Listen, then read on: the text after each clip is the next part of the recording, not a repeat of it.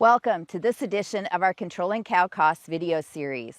Hi, I'm Denise Schwab and I'm Extension Beef Specialist for Northeast Iowa. And today I'd like to visit with you about some things you might do to reduce your cost of input by controlling the amount of forage wasted and lost during storage. I'm sure most of our cattlemen would love to have a building like this in which to store your hay, but for most folks, our economics today aren't conducive for that. So let's look at a few options that might help to reduce feed storage with a little less investment. But first, we need a geometry reminder. Often producers will tell me they don't have much spoilage on their hay bales, only maybe the outer 2 or 3 inches of the bale. But if we look at this illustration, the outer 3 inches of a bale makes up 15 to 25% of the total volume of that bale. There are two ways moisture can enter a bale, either rainfall from above or wicking moisture up from the ground.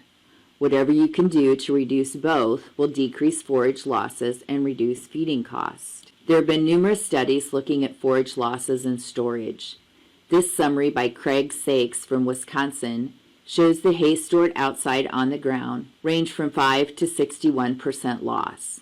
Hay stored with either a barrier below or above reduce waste significantly. Notice if it was stored on a rock pad or pallets or some way of getting it off the soil with a cover on top, saw only about 2 to 17% loss. And hay stored in plastic wraps had only 4 to 8% loss. Even hay stored inside had some loss. The question is, what is the cost of this storage and is it affordable? Let's do a little cowboy math to look at the cost. If we assume hay costs $80 a ton for a 1,200-pound bale, our cost is 4 cents per pound of feed.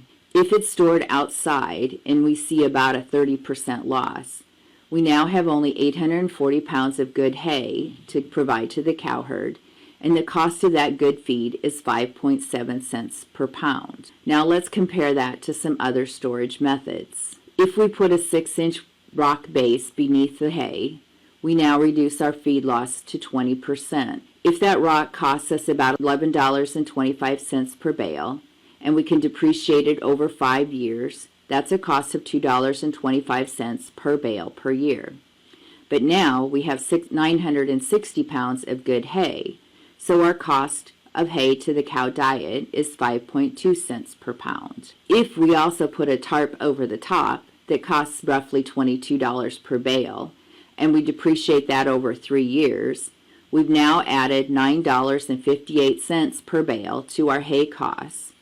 But we have 1,056 pounds of good feed, so our cost is now reduced to 5.4 cents per pound. If it costs us $8 to put a plastic wrap around that hay, our hay cost is now $56 per bale, but with only 6% loss, it gives us 1,128 pounds of good feed for the cows, and further reduces our hay cost to 4.9 cents per pound. Plus, this only takes into account the reduced storage losses.